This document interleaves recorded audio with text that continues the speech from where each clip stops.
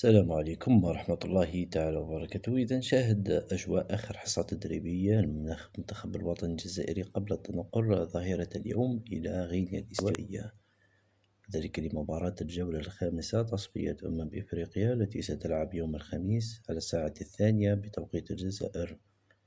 أما فيما يخص القنوات الناقلة لهذه المباراة، سوف تنقلها عبر قنوات بي سبور باللغة العربية بتعليق حفيظ الدراجي، عبر قناة بين سبور اتش دي 4، وقنوات بين سبور باللغة الفرنسية.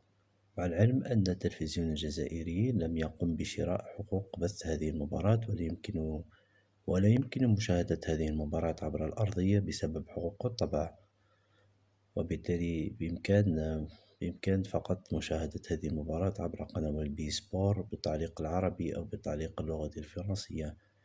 كما لا تنسى مشاركتنا معك في التعليقات. نتمنى التوفيق لأشبال فلاديمير بيتكوفيتش بهذه الخرجة، والسلام عليكم ورحمة الله تعالى.